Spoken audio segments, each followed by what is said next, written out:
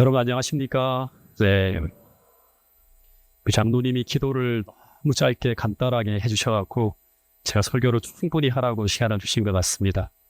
벌써 두 번의 시간이 흘렀는데 또다시 새롭게 시작하는 것 같습니다. 네, 고남 앞에 장막부흥에 우리 참석하신 모든 분들이 모든 지역에서 참석하는 걸 보니까 참 부럽기도 합니다. 우리 서주안에도 전체가 모일 수 있는 이런 어떤 큰 집회가 있었으면 좋겠다는 그런 부러움을 가지고 단에 섰습니다. 웅성웅성 하시는데요. 지금부터 딱 한 시간만 아주 집중해서 함께 오순절을 꿈꾸기 위해서 우리가 무엇을 해야 될지에 대해서 함께 공감할 수 있는 그런 시간이 좀 되었으면 좋겠습니다. 지금까지 내용들을 다 들으셨죠? 금요일부터 안식일까지. 내용을 잠깐 좀 정리하면 오순절에 성령의 역사가 일어나기 전에 세 가지의 사건들이 있었습니다. 첫째 날에 말씀드린 것처럼 첫 번째는 제자들이 그리스도의 십자가와 부활을 목격하는 일이 있었고, 두 번째는 40일간의 살아계신 예수님과 개인적으로 40일 동안 집중적으로 성경을 연구하는 그런 시간이 있었고, 세 번째는 예루살렘을 떠나지 않는 믿음의 순종이 있었다. 그러니까 첫 번째는 우리가 직접 예수님께서 돌아가신 것을 보고 부활하시는 것을 보고 하는 어떤 그런 경험이라고 하면 40일간의 성경 연구와 순종이라고 하는 것은 우리가 해야 되는 어떤 그런 부분이라고 하는 것을 볼 수 있겠죠. 여기서 다시 한번 생각해야 될 게 순종이라고 하는 것인데, 창세기 6장에 보면 노아에 대한 이야기가 나옵니다. 창세기 6장 8절에 보면 노아는 하나님의 은혜를 입었더라고 합니다. 근데 은혜를 받은 결과가 무엇인가 하면 그 다음 절에 보면 노아가 당시에 의인이고 완전한 자이고 하나님과 동행하였는데, 근데 그 하나님과 동행한 삶이 어떤 삶인가? 그 다음에 이야기에 보면 노아가 방주를 만드는 이야기가 나옵니다. 그래서 하나님께서 노아에게 방주의 규격은 어떻게 하고 창은 어떻게 내고 하면서 아주 세세하고 디테일하게 그 모든 규격을 다 말씀해 주시는 이야기가 쭉 나옵니다. 그런데 22절에 보면 노아는 하나님의 모든 말씀을 다 어떻게 했다? 준행하였다. 어떻게 준행했는가? 방주의 모든 규격 하나하나마다 하나님이 지시하시는 대로 나의 생각과 지혜가 아닌 하나님께서 가르쳐 주시는 대로 철저하게 순종하며 방주를 지었다고 하는 얘기가 나옵니다. 즉, 내 생각에는 방주가 너무 크다든가 왜 창을 옆으로 안 내고 위로 내라고 했다든가 단 하나라도 자신의 생각을 가지고 하나님의 계획을 변경하는 일이 벌어졌다, 벌어지지 않았다. 벌어지지 않았다고 합니다. 근데 만약에 단 하나라도 하나님의 지시한 사항에 노아가 순종하지 않고 자신의 생각대로 방주를 지으려 했다면 어떻게 되었을까요? 방주는 홍수를 견뎌내지 못했을 것이라고 하는 것입니다. 그런데 이 철저한 순종의 끝에 하나님의 구원의 방주가 주어지고, 그리고 그 후 성령의 바람이 불고 그 방주 안으로 하나님이 구원하시고자 하는 수많은 생명체들이 방주로 들어가는 역사를 창세기 7장에서 우리는 볼 수 있습니다.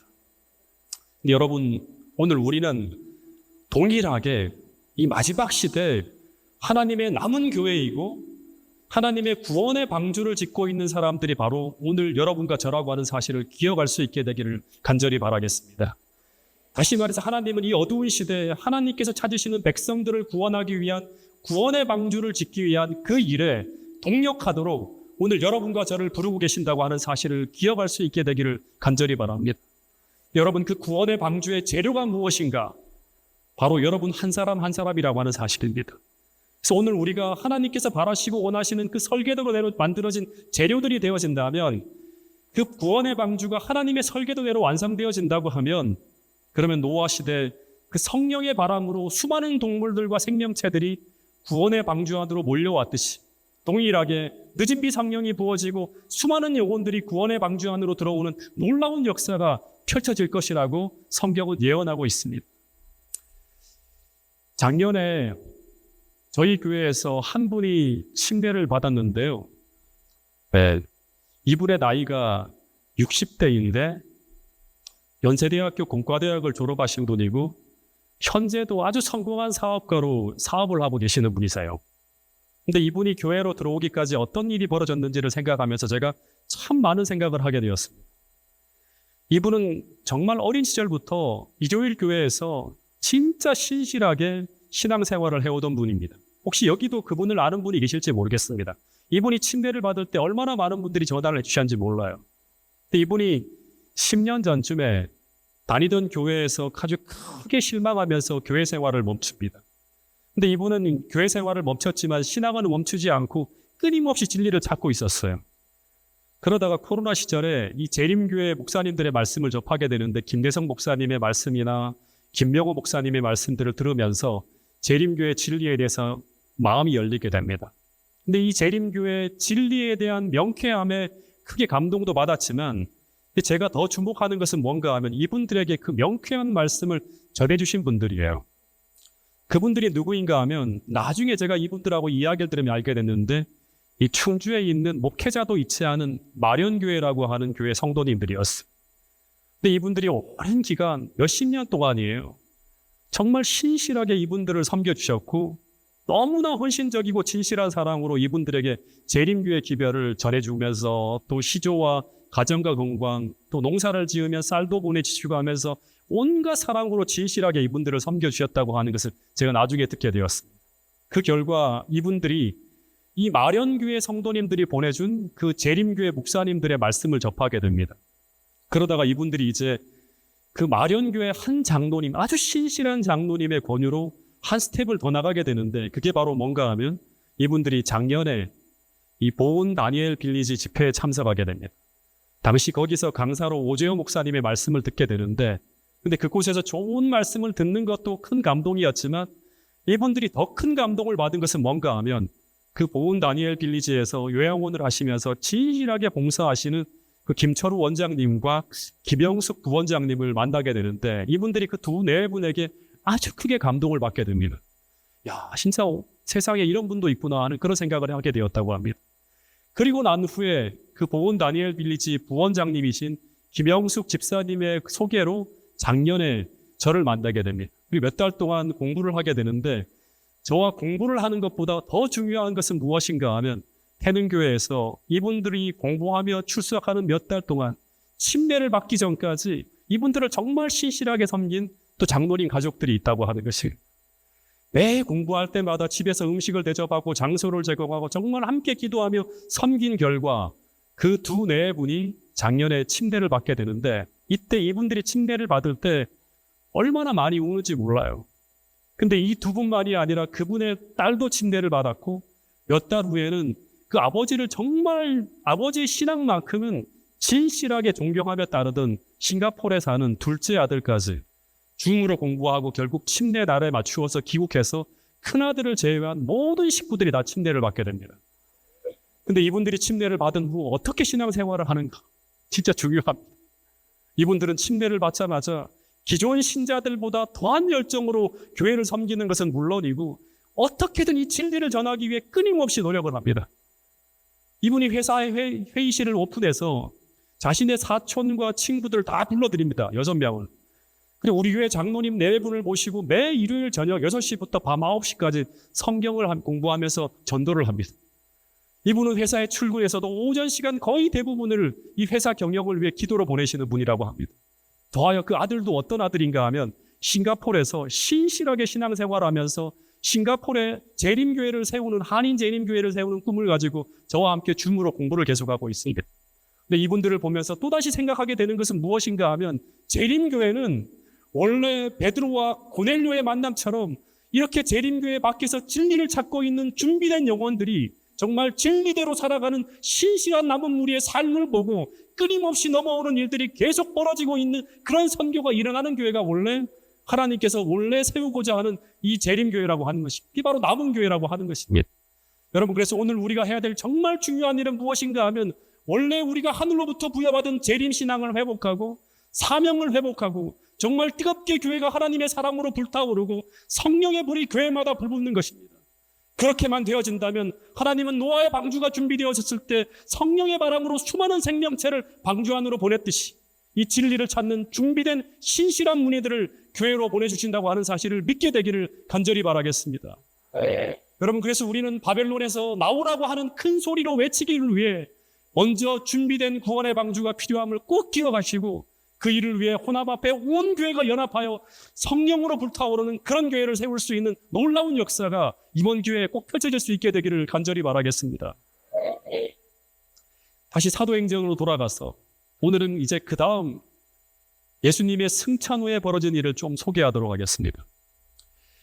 사도행전 1장 12절부터 14절에 보면 진짜 오늘 우리가 정말 중요하게 오순절에 성령을 받기 위해서 필요한 내용이니까 같이 잘 숙지하고 이제 저녁에 오순절에 대한 내용을 같이 공부하면서 함께 그 오순절 성경을 꿈꾸게 되고요.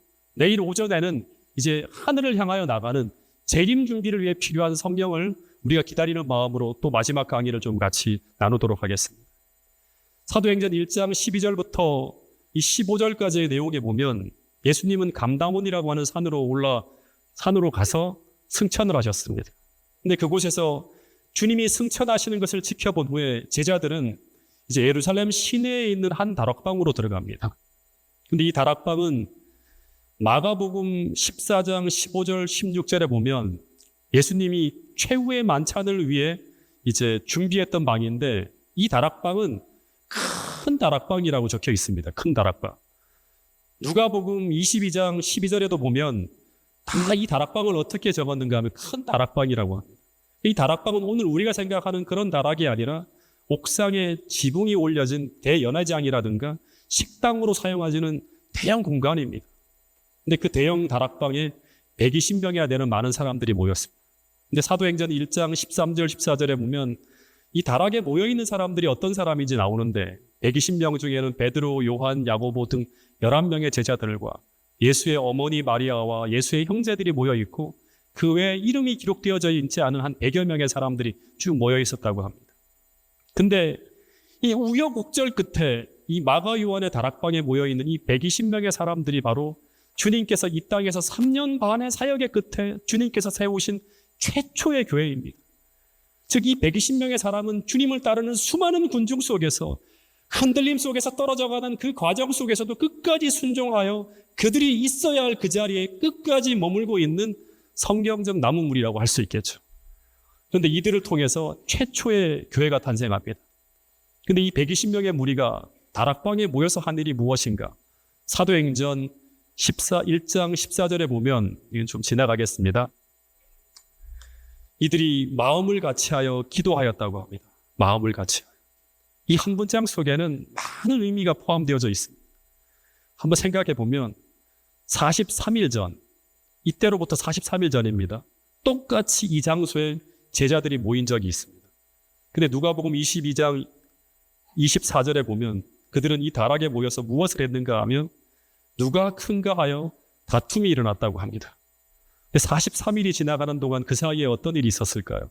주님께서 돌아가시는 그 모든 과정을 다 보았습니다. 두 번째, 그 과정 속에서 이들은 주님을 너무나 사랑하게 됩니다.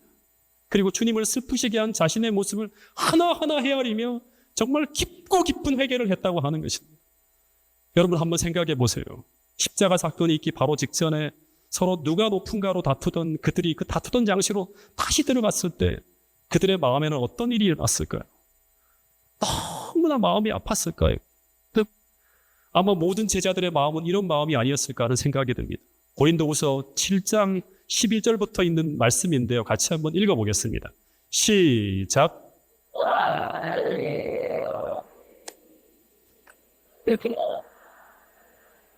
얼마나 변증하게 하며 얼마나 분하게 하며 얼마나 두렵게 하며 얼마나 사모하게 하며 얼마나 열심히 있게 하며 얼마나 벌하게 하였는가.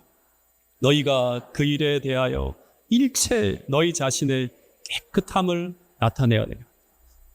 이 근심, 이 간절함, 이 분함, 이 사모함, 이 열심, 이 모든 감정들은 우리가 참되게 회개할 때 우리 마음속에 일어나는 감정들입니다. 그래서 이 근심과 이 간절함과 이 분함과 이 사모함과 이 열심은 전부 성령께서 우리가 회개할 때 우리 마음에 주시는 마음들이고, 이 마음을 통해서 성령은 계속 우리 마음 속에 있는 깨끗하지 못한 마음을 청소하면서 결국 주님과 같은 거룩한 마음으로 우리를 변화시켜 나간다고 하는 것입니다. 여러분, 근데 이 참된 회개의 과정을 통해서 교회에는 어떤 일이 났는가 하면 비로소 그들은 모두 같은 마음을 가진 하나가 되었다고 하는 것입니다.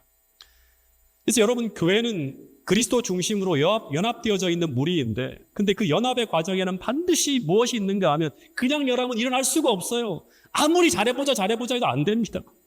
초기 교회의 연합에는 그 중심에는 무엇이 있었는가 하면 그 연합의 과정에는 반드시 깊고 진실한 회개라고 하는 이 과정이 놓여져 있었다고 하는 것을 우리 모두가 잊지 않게 되기를 간절히 바라겠습니다. 여러분, 성경을 연구해 보면 언제나 새로운 시대가 열리기 전에 하나님께서는 당신의 백성들을 찾기 위해 전해지는 모든 기별을 다 살펴보면 뭐가 포함되어져 있는가 하면 회개하라고 하는 회개의 메시지가 포함되어져 있어요. 여러분, 그런데 회개가 쉬울까요? 어려울까요? 우리가 생각할 때 회개가 참 내가 원하면 할 수 있다고 하는 것처럼 생각되어지지만 실제로 성경을 살펴보면 성경에 나오는 많은 인물들이 참되게 회개하는 일에 다 실패합니다. 예수님 당시를 보면 하나님의 교회를 형성하고 있었던 중심 인물들이 바리새인들, 사두개인들이었는데 이들은 전부 침례 요한의 기별에 끌리긴 했지만 그러나 그 기별을 통해 회개하는 데는 실패한 사람들이었어요. 그래서 그들은 예수님을 영접하는데 실패하게 됩니다. 그래서 여러분, 회개라고 하는 것이 참 쉬워 보이고 참 단순해 보이지만 실제로 그것이 개인의 삶 속에 참되게 일어나는 경우는 정말 드물다고 하는 것입니다. 특별히 요한계시록 3장에 보면 종말에 비유되어지는 이 마지막 시대의 교회인 라오디게아 교회의 모습을 보면 그 교회의 교인들이 전부 회개에 실패한 모습으로 살아가고 있어요. 회개하지 않아요. 왜? 그런데 왜 라오디게아 교인들이 회개하지 못하고 있는 것일까요? 창세기 3장의 이야기를 살펴보면 그들은 자신이 회개할 필요가 있는 존재라고 하는 사실을 인식하지 못하고 있기 때문이라고 하는 것입니다. 여러분, 그래서 우리가 진실로 회개하려면 먼저 우리는 지금 내가 어떤 모습이고 내가 지금 어떤 상태로 신앙하고 있는지 내 자신의 모습을 참되게 바라볼 수 있는 그런 시간이 필요하다고 하는 것입니다. 지금 내가 얼마나 잘못된 사람인지, 내가 얼마나 주님을 슬프게 하고 있는지, 내가 얼마나 하나님의 사랑을 외면하며 살아가고 있는지 그 참모습을 성령의 조명을 통해서 참되게 보기 전에는 우리는 참된 회개를 할 수 없다고 하는 것입니다. 근데 이것을 참되게 바라볼 수 있게 만들어주시는 것이 무엇인가 하면 사도행전을 보면 그리스도의 십자가입니다. 사도행전 2장에 보면 수많은 유대인들이 스스로 얼마나 잘못된 삶을 살아가고 있는지 스스로는 몰랐습니다. 마치 십자가 전의 제자들처럼. 그런데 사도행전 2장 36절부터 38절의 말씀을 보면 베드로가 전하는 기별을 듣고 전부 사람들이 어떻게 되는가 하면 마음에 찔렸다고 합니다. 근데 이 찔림이라고 하는 것은 원어를 살펴보면 카타소노마이라고 하는 단어를 쓰는데 관통하는 거예요. 막 가슴을 뚫고 지나가는 거예요. 막 후벼 파고 지나가는 거예요. 그런데 그들이 어떤 기별을 듣고 전부 마음에 찔렸을까요? 36절에 보면 십자가의 기별입니다. 십자가의 기별. 여러분, 성령을 통해 우리가 그리스도의 십자가를 바라보게 될 때 그리스도의 십자가는 우리의 참모습을 보게 해줍니다. 조금 더 구체적으로 말하면 성령 하나님은 그 십자가를 통해서 내가 얼마나 하나님의 사랑을 받고 있는 존재인지를 보여주는 동시에 내가 얼마나 하나님 앞에 큰 죄인인지를 깨닫게 해주는 것이 바로 예수님의 십자가라고 하는 것입니다. 그래서 성령 하나님의 사역 중에 하나가 무엇인가 하면 이 십자가를 통해서 먼저 우리를 회개의 자리로 이끌어 가신다고 하는 것입니다. 그리고 우리가 그 회개의 자리에서 진실된 회개를 하게 될 때 우리는 하나님과의 관계가 회복되어지고 그리고 그 회복의 증거로 우리는 무엇을 받게 되는가 하면 성령을 선물로 받게 된다고 하는 사실입니다. 마찬가지로 사도행전에 보면 이 마가 요한의 다락방에 모인 120명의 제자들이 그 10일간 어떤 회개의 시간을 보였는지를 설명하고 있는데 그들은 이렇게 회개했다고 합니다. 기억에서 사라졌던 진리들이 그들의 마음에서 다시 떠올랐으며 그 전에 그냥 듣던 말씀이 다시금 떠오르는 거예요. 그들은 이것들을 서로에게 되풀이하였다. 10일간 기도하며 벌어진 일입니다. 그들은 구주를 오해한 자신들을 체크하였다. 회개하는 것이죠. 그분의 순결하고 거룩한 생애를 명상할 때 만일 그들의 생애로 그리스도의 품성의 아름다움을 증거할 수만 있다면 너무 힘들어서 하지 못할 수고나 너무 커서 못할 희생이 없다는 것을 느꼈다. 이 말씀은 한마디로 하면 주님을 사랑하는 마음이 그들의 마음을 가득가득 채우고 있었다고 하는 것이죠. 바로 이것이 진실한 회개의 과정에서 일어나는 결과라고 하는 것입니다. 아마 이들은 막 울었을 거예요. 십자가를 생각할 때마다 너무너무 슬프고 죄송한 마음에 막 울었을 거예요. 여기저기서 막 다 울고 있었을 거예요. 그들의 과거의 3년을 다시 살 수만 있다면 그들은 얼마나 다르게 행동할 것인지를 생각하였다고 하는 것입니다. 이런 마음이 우리를 이끄시는 성령의 역사 속에 우리 마음 속에 참된 회개를 통해서 일어나는 하나의 변화라고 하는 것입니다. 여러분, 주님을 위해서 아무리 큰 거를 드려도 아깝지 않고 어떠한 요구를 하신다 하더라도 다 드릴 수 있는 그런 십자가의 사랑이 호남교회 모든 성도들의 마음속에 불타오를 수 있게 되기를 간절히 바라겠습니다. 그런데 이런 회개는 우리 힘으로 되는 것이 아니라 이런 회개는 이런 사랑이 우리 마음에 들어와야지만 가능한 것이라고 하는 것입니다. 그런데 그 사랑이 어떻게 우리 마음속에 들어오는가? 사도행전을 바라보면 일관되게 이 사랑은 십자가를 통해 들어오고 있었습니다. 십자가의 사랑은 우리가 명상만 한다고 해서 들어오는 것이 아니라 로마서 5장 5절에 보면 성령을 통해서 우리의 마음에 부어진다고 합니다. 여러분, 그래서 성령을 힘입지 않으면 우리는 절대 그 사랑을 느낄 수도 없고 더하여 진실한 회개도 할 수 없다고 하는 것입니다. 그런데 이런 깊고 진실한 회개가 일어나지 않으면, 이런 회개의 기도가 온 교회적으로 일어나지 않으면 우리에게 늦은 비 성령이라고 하는 건 존재하지 않을 수 있다고 하는 것입니다. 왜냐하면 사도행전의 역사를 보잖아요. 그럼 사도행전은 성령의 행전이자 회개의 행전이에요. 회개의 행전. 사도행전의 시작도 깊고 깊은 회개의 과정을 통해서 오순절 성령이 역사했고요. 베드로의 첫 번째 전도 설교와 두 번째 전도 설교를 통해서 수많은 신자들이 들어오는 그 모든 과정에서 교회 안으로 들어오는 모든 신자들은 회심한 신자들이고 그들은 모두 깊고 깊은 회개를 통해서 다 새로 들어오지만 성령을 체험하며 나가고 있었다고 하는 것이 사도행전의 하나의 스토리라고 하는 것입니다. 수많은 사람들이 교회로 몰려 들어왔지만 그들은 모두 거듭난 사람, 회개한 신자들이었고 그 짧은 시간 안에 수많은 사람들이 모였지만 모두 다 일치하는 마음을 가지고 주님 주신 사명을 향해 나가는 교회가 바로 사도행전에서 쓰여지는 교회의 모습이라고 하는 것입니다. 여러분, 이런 진실한 회개는 결국 어떻게 된다? 교회를 하나로 연합시켜버립니다. 아무리 하나 되자 하더라도 우리 성도들이 전부 다 회심한 마음을 가지고 진실하게 십자가의 사랑으로 회개하지 않으면 우리는 결국 하나가 될 수 없습니다. 교회가 하나로 되어질 때 그 하나된 마음은 전부 어디를 향하는가 하면 주님 주신 사명을 향하게 만듭니다. 그 사명을 향해서 일치된 마음으로 기도할 때 거기에 무엇이 부어지는가 하면 오순절 성령이 역사했다고 하는 것입니다. 여러분, 그래서 오늘 호남 앞에 모든 교회가 정말 늦은 비 성령을 소망한다면, 주님의 재림을 기다리고 있다면 모든 교회마다 깊고 진실한 회개 운동이 일어나야 하고 그 운동이 일어나기 위해서 모든 신자들은 십자가의 사랑으로 불타올라야 된다고 하는 사실을 꼭 기억할 수 있게 되기를 간절히 바라겠습니다. 어쨌든 교회는 이제 완전히 하나로 연합되어져 있는데 그런 상태에서 한 가지만 좀 더 이야기를 하면 사도행전 1장 15절에 보면 갑자기 베드로가 등장합니다. 초기 교회의 첫 번째 직원회가 열립니다. 이 회의를 하는 장면이 나와요. 그 안건이 뭐냐 그러면 가룟 유다로 인해 공석이 된 자리에 새로운 사도를 세워야 되는데 그걸 뽑아야 되는데 어떻게 할 것인지를 이제 묻는 거예요. 23절에 보면 이 120명 중에 두 사람이 추천되어져 올라옵니다. 한 사람은 바사바라고도 하고 별명은 유스도라고 하는 요셉이에요. 또 한 사람은 마띠아라고 하는 사람.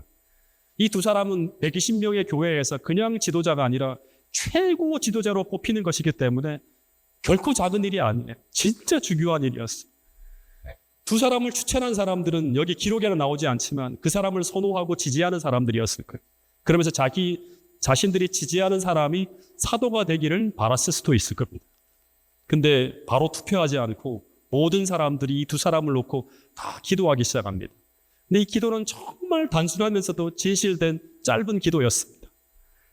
그리고 이들이 이제 선택하는 이 일의 마지막 방법으로 제비 뽑기를 제안하게 되고 그 제안이 받아들여져서 제비를 뽑았는데 결론이 누가 선출되어지죠?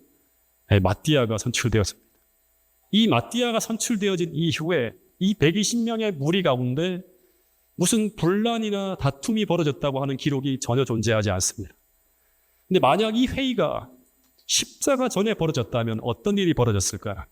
십자가 전에 누가 높은가 하는 정신이 꽉 차 있을 때 그때 이 회의를 냈으면 어떤 일이 벌어졌을까? 아마 120명은 제비 뽑는 것부터 시작해서 이의를 제기하며 아마 이 120명은 바사바파와 마띠아파로 분열되어져서 기독교는 벌써부터 장로교, 감리교 막 이렇게 하는 것처럼 수많은 분파로 나누어지고 그 교회에는 절대 오순절의 성령이 역사하지 않았을 것이라고 하는 것입니다. 그런데 교회는 온전히 연합되어져 있었고 이런 연합은 아주 예민한 회의를 아무런 분란 없이 끝내게 만들었다고 하는 것입니다. 그런데 이런 연합은 또다시 말하지만 깊고 깊은 기도와 회개의 시간을 보낸 후에 벌어진 일이라고 하는 사실을 기억해야 됩니다. 여기서 또 하나 생각하게 되는 것은 무엇인가 하면 성경에서 말하는 진실한 기도란 무엇인가? 이들이 전혀 기도에 힘썼는데 성경에서 말하는 진실한 기도가 무엇인가? 성경에서 말하는 기도란 성령이 나를 지배하시고 이끌어 가시도록 나를 드리는 겁니다. 그래서 내가 어떤 원하는 것을 구하는 것이 아니라 계속 나의 뜻을 버리고 하나님의 뜻을 찾고 그 뜻이 나를 이끌어 가시도록 구하는 것, 이것이 진짜 기도예요. 하나님의 뜻이 무엇인지를 묻고 그 뜻이 나타나면 순종하겠다고 하는 그런 마음을 가지고 기도하는 거예요. 이런 기도를 평생 하신 분이 누구인가 하면 바로 예수님이라고 하는 거예요. 예수님이 겟세마네에서 드려진 기도는 그분이 원하고 바라는 그분의 뜻을 버리는 것이 바로 겟세마네 동산에서 우리에게 보여준 기도라고 하는 것입니다. 이 잔을 내게서 지나가게 해달라는 것이 바로 주님의 뜻이었는데 주님은 나의 뜻대로 하지 마옵시고 아버지의 뜻대로 해달라고 하는 기도를 들으셨습니다. 근데 이 기도가 겟세마네 동산에서만 드려졌을까요? 그렇지 않고 그분께서 매일 새벽 미명의 동산에서 드리신 기도는 바로 이런 기도였을 것입니다. 그런데 이것이 바로 예수님께서 성령 충만함으로 매일을 살게 하신 비결이라고 하는 사실을 우리 모두가 기억할 수 있게 되기를 간절히 바라겠습니다. 여러분, 오늘 우리도 주님처럼 기도한다면 오늘 우리도 주님처럼 성령 충만함으로 살 수 있다고 하는 사실을 꼭 깨달을 수 있게 되기를 간절히 바라겠습니다. 여러분, 오순절에 성령 충만한 초기교회 성도들은 매일 반복되는 이 자아의 싸움에서 기도로 승리하고 있었던 사람들이 바로 오순절에 등장한 예수님의 제자들이었다고 하는 사실을 기억할 수 있게 되기를 간절히 바라겠습니다. 마지막으로 한 가지만 좀 말씀을 드리고 마칠 텐데요.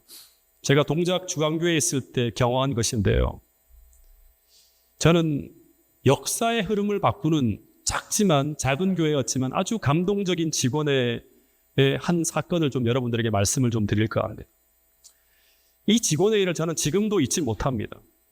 직원회의를 거친 후에 교회가 엄청나게 큰 재정적인 축복을 받게 됩니다.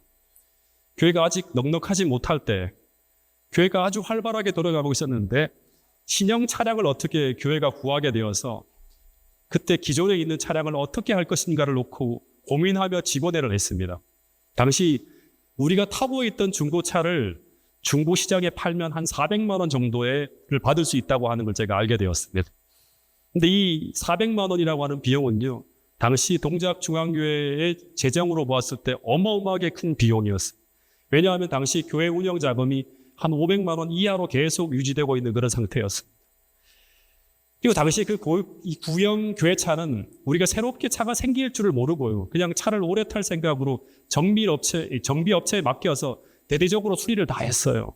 타이밍 벨트도 갈고 타이어도 다 새거로 네 짝 다 갈고 그 다음에 소모품까지 다 수리했기 때문에 수리비만 하더라도 2015년 당시에 100만 원이 훨씬 넘는 그런 비용이었어요. 굉장히 큰 돈이 이제 들어간 거죠. 그런데 그때 제가 이 차를 중고시장에 내다 팔기 전에 그 옆에 작은 교회에서 교회 차가 없어서 매번 우리 차를 빌려다 쓰고 있는 그런 한 교회가 있었습니다. 제가 그 교회가 생각이 나서 먼저 차를 팔기 전에 그 교회 목사님께 차를 아주 싸게 드릴 테니 혹시 우리 교회 차 타고 계셨으니까 그냥 이어 타실 생각이 있는지 한번 여쭤봤습니다.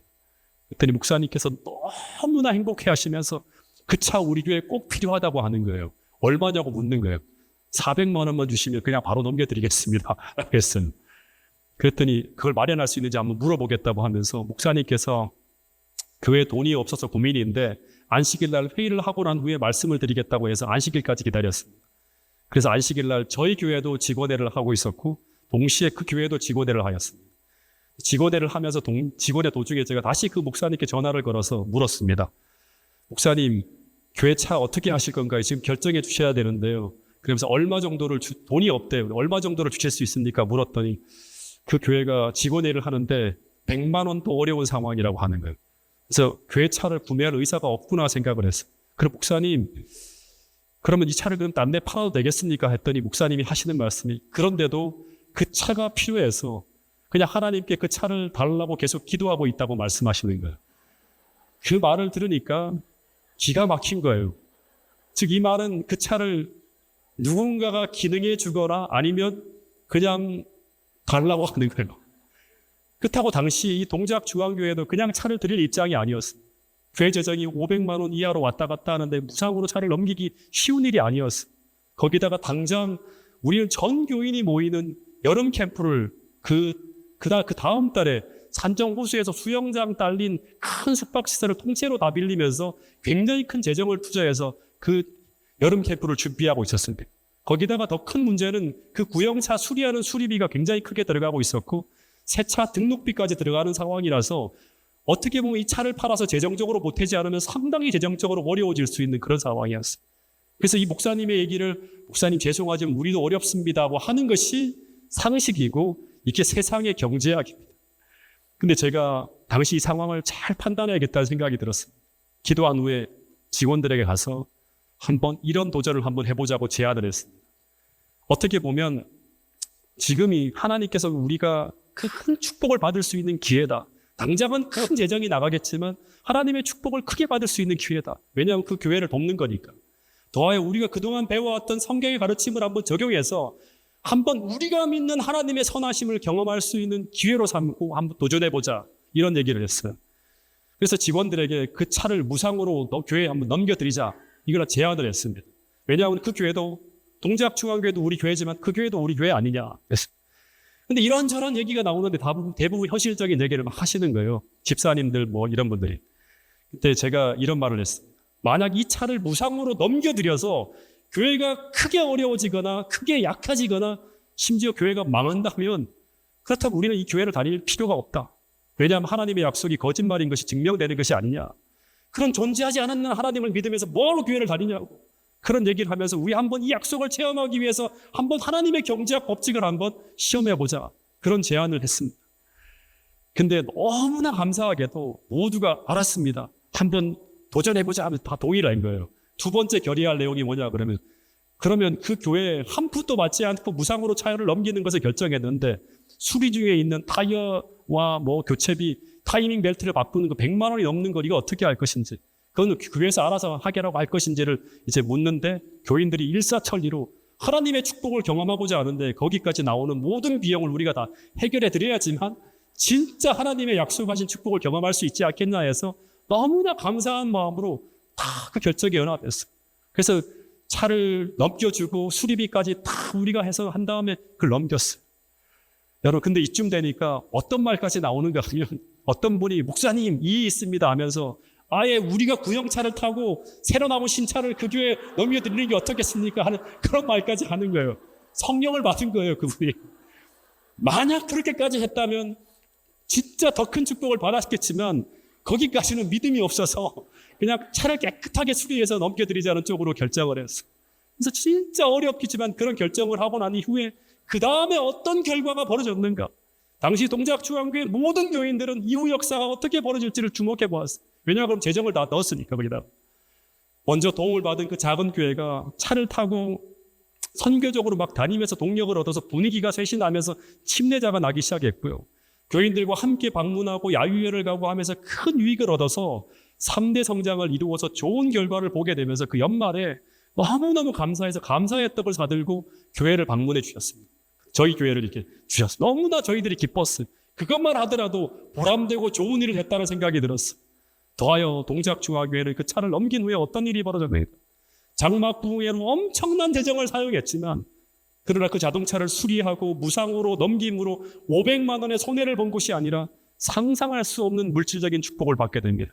그의 말에 평소 우리가 유지하던 재정보다 10배 이상 역대 최고의 재정적 축복을 누리게 되었습니다.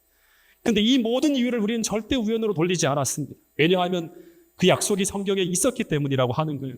그래서 이 경험을 한 후에 교회는 이제 축복의 통로로서 역할을 끊임없이 감당하기 위해서 그의 재직들이 연말에 이 받은 축복을 놓고 재정이 엄청나게 많이 들어오는 거예요.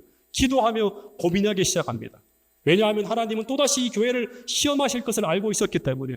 다시 말해서 하나님께서 주신 이 축복을 우리가 어떻게 가치 있게 나누고 활용하는지를 보시면서 다음 축복을 계획하고 있었다고 하는 사실을 우리가 기억하고, 교회가 어떻게 하는가 하면 이 믿음의 법칙을 따라서 서종할 앞에는 큰 교회와 빨리 30분 정도 시간이 남았다고 하는 건가요? 30분 정도? 네. 한 15분 정도만 넣었으면 끝이 납니다. 네. 서종한 앞에가 대형 교회와 작은 교회를 서로 자매 결연을 맺어갖고 재정을 지원합니다. 근데 동작중화교회는 대형 교회가 아니에요. 근데 우리가 재정이 넘치니까 자매 결연 교회를 맺게 해달라고 합회에다 신청을 했습니다. 매년 200만 원씩 작은 교회를 돕는 데 재정을 사용했고, 어려운 일이 생기는 교회나 도움이 요청하는 모든 교회에 다 물질을 나누었어요. 다 우리 교회니까. 액트교회 화재가 나면 그걸 돕고, 지방의 어떤 성도가 수해를 당해서 어려움을 당하고 있다는 얘기를 듣고 또 돕고, 모든 곳에다가 끊임없이 나누었는데 교회가 어떻게 되었는가? 가난하게 되지 않고 엄청난 재정을 또다시 우리가 받게 됩니다. 그 당시 온 교회가 이타적으로 물질을 사용하며 믿음으로 살아갈 때, 당시 2010년부터 2012년까지 겨울마다 서울의 그 강남 지역인데요, 유일하게 그 동네에서 기름 보일러를 사용하던 교회였는데, 정말 가난한 교회였는데, 난방비가 200만 원이 없어서 특별헌금을 매 겨울마다 했던 그런 교회였는데, 당시보다 30배 이상의 교회 운영 자금을 가지고 운영하는 교회로 변하게 되었다고 하는 것입니다. 근데 교인들은 다 알았어요. 우리가 이렇게 살아갈 때 하나님께서 교회를 축복하시고 우리 삶을 축복하시고 우리가 어떤 삶을 살아야 되는지를 다 함께 기도하면서 보게 되었다고 하는 것입니다. 끊임없이 나눠주면 점점 더 재정이 넉넉히 채워져가는 이상한 기적을 경험하게 되면서 우리는 하나님이 존재하신다고 하는 사실을 모든 교회 교인들이 함께 보게 되었다고 하는 것입니다. 그러면서 교인들이 11금을 개혁하는 사람, 물질을 나누는 사람, 재능을 나누는 사람, 어려운 사람들을 돕겠다고 하는 사람들이 늘어나면서 더 교회가 은혜롭게 변해가는 것을 보게 되었습니다. 여러분, 말씀을 줄이면서 바라기는 2024년 호남 앞에 모든 교회가 하나님께 받은 사명을 놓고 정말 깊고 깊은 회개를 통해서 온 교회가 하나가 되어서 세상의 정신이 아니라 그리스도의 십자가의 정신으로, 자아희생의 정신으로 온 교회가 연합되어서 세상을 향해 하늘의 축복을 나눌 수 있는 축복의 통로로서 역할을 감당할 수 있는 그런 교회가 호남 앞에 모든 교회가 될 수 있기를 간절히 바라겠습니다. 하나님께서 호남 앞에 온 교회에 하늘의 축복을 끊임없이 부어주는 그런 한 해가 2024년이 될 수 있기를 간절히 바라겠습니다. 그러면서 다시 한번 오늘 받은 말씀들을 생각하면서 오순절을 꿈꾸는 여러분들의 마음속에 이 소망이 이번 한 번의 기회로 끝나는 것이 아니라 끊임없이 어떻게 하면 성령을 받을 수 있는가, 어떻게 하면 십자가의 사랑이 우리를 붙들 수 있는가, 이런 고민으로 이 한 기간을 보낼 수 있게 되기를 간절히 바라면서 오늘 말씀을 줄이도록 하겠습니다.